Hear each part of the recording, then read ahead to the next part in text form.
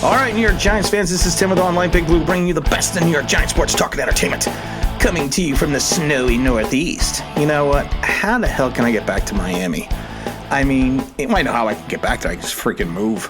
I am tired of the snow. It's been snowing since Sunday. It is now Tuesday. I've gone outside and shoveled like 6 times already, and every time you shovel, the snowplow comes around and it blocks the bottom of the driveway.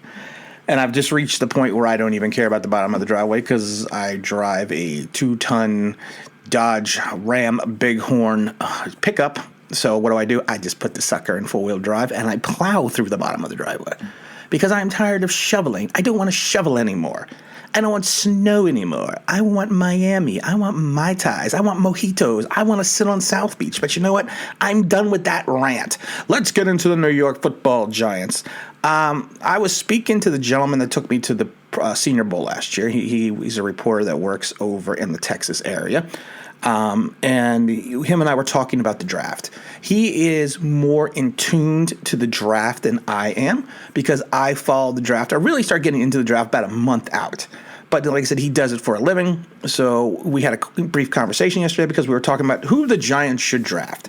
My mind has always been, and it's still that mindset, we need a cornerback. A lot of people sit there and say we still need the wide receiver, but to me, there is enough wide receiver talent in this draft that you can find someone going into the third round.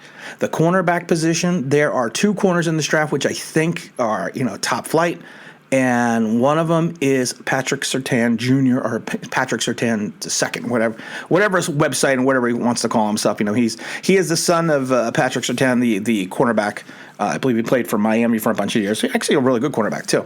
That is his son. And we were talking that a lot of Giant fans will sit there and say, well, we don't want to draft a corner because we have bad luck with corners. I never believe that anyone or any team has a bad luck drafting a player from a school or a position. Sometimes you just get bad drafts. DeAndre Baker. The Giants did not predict that he was going to be a knucklehead. The Giants didn't predict that he would or would not get into trouble. There was no way to know that. He had a bad rookie season, and they were hoping to progress, and then we all know what happened. And then people point to Eli Apple. Eli Apple, I never liked to pick. Eli Apple at Ohio State, to me, was way too handsy. And I said on multiple occasions that if he does not figure out a way to not use his hands as much in the pros, he is going to get flagged relentlessly, which he does and which he has been. So, that was just a bad. And plus, his attitude and his immaturity. I understand why they drafted him because he has the talent. He just didn't have the package. He just didn't have the whole package together. But then I look at Patrick Surtain Jr. or Patrick Surtain II. And I was talking to my buddy, and he's like, and I told him, I said, he to me is the prototypical defensive cornerback. I mean, if you look at him, he's 6'2", he's over 200 pounds. If you were going to draw a picture of a guy that you would think is the prototype for a corner, that would be my guy. I mean, he has the NFL lineage. He's big, he's strong, he's got the look. He passes the litmus test. He was a 5-star recruit, of course, coming out of college. I mean, he was a shutdown corner in college. He proved his wares in college. He was a shutdown corner in high school. He proved his wares in college. And he's just an interesting prospect to me. And honestly, we need a Robin to James Bradbury's Batman. We really do. We need that second guy. We saw at times that Isaac Yiadom is a wreck sometimes in coverage. There's just no way around him. But that's what Isaac Yiadom is. You can't. I'm not blasting the player for lacking talent or elite talent because not every player in the NFL has elite talent. That's just like the fact that you can't have a young elite player at every position in the NFL. And a lot of people out there don't understand that. Because when I say we need to go sign a 32-year-old defensive end, people are going to be like, that's a preview of what's going to come next in this video. People are like, no, you can't do that because he's 32 years old. No, sometimes you have stopgaps in positions. But the problem is Patrick Surtain II, to me, is an elite talent. The issues that Eli Apple had in college with his hands, Patrick Surtain is the exact opposite. He is probably one of the most physical corners in coverage in college who did not pick up penalties. And I haven't seen that in a long time. He's not overly aggressive. He knows how to play through the receiver. He's just one of those guys that he's nearly perfect with his hand placements and his reactionary time. You know, he's and it just kind of amazes me that how he is the complete opposite of Eli Apple. You know, and one of the interesting things is he uses his hips, and he's got kind of short, choppy steps that help him mirror receivers during the opening moment of those reps. You know, like I said, if someone's going for a short to intermediary pass, Patrick Surtain's going to be on him like white on rice, because that's just the way he plays. Now, one of the issues that he does have, and one of his, I'm not going to say is a big issue, because I think it'll be worked on, is the fact that once the play is extended and he gets into longer coverage, that's when he gets in trouble. And the longer and deeper that the receiver goes, the problem is a lot of times they'll start creating separation. It's not that he doesn't. I mean, the straight line speed, you know, you know what they say, straight line speed, he doesn't have the passing the litmus test or the eye test with the straight line speed, but neither did Jerry Rice. But like I said, he does have moments where he will lose separation from a receiver on deeper plays. Now the good thing is he's so consistent and he's so airtight with his coverage on those short and middle routes. I can't even speak today. I'm drinking way too much coffee. But he's so good in coverage on those short and middle routes that a lot of times quarterbacks, especially in college, looked away from that play and did not look on that side of the field. And then again, also, if you can create or generate even some type of pass rush, it will help him even more. But like I said, if you're looking for a straight line speed guy, that can handle the longer routes and, the longer routes that take time to develop, he is going to have some issues in that. He is going to have some deficiencies sticking to the corner in that. But again, I think some of that can be worked on, and that's what my friend was telling me.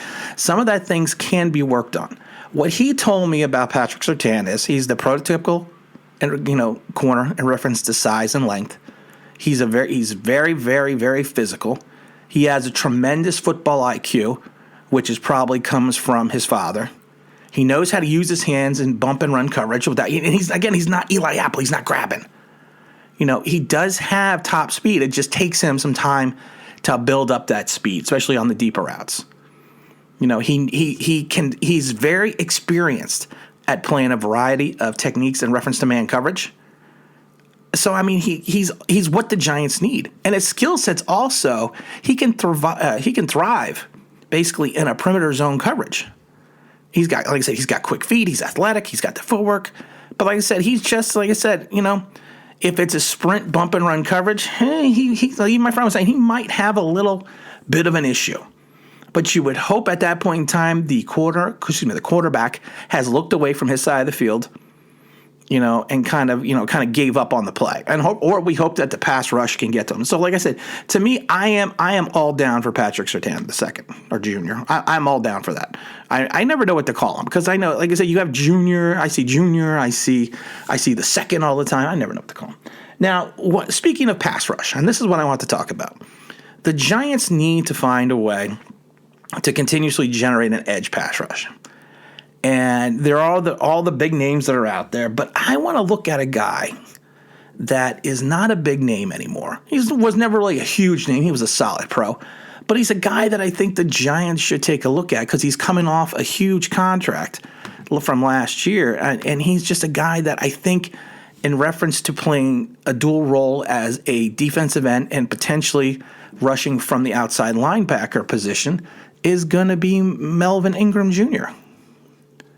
Or Melvin Ingram III. I'm sorry, I don't know. I'm getting 6'2", 247 pounds. He's been with the Chargers forever. He's 31 years old. He's coming out of South Carolina. He's a guy that has averaged like 7 sacks minimum going back to like 2015. Now, yeah, he had a bad year last year because he only played in 7 games because he had a lingering knee issue. And like I said, he's coming off a huge contract for, in reference to the Chargers itself. It was a 6-year, $64 million contract. He got paid like 18 or 16 million last year. So you know what the thing is? The Chargers are pretty much looking to move on from him, it looks like. And it's difficult to bring in a player like that when the Chargers are trying to, again, like the Giants, build a team. And they have some players on their defense that can fill in for Ingram. But to me, Ingram's a guy, he is a professional.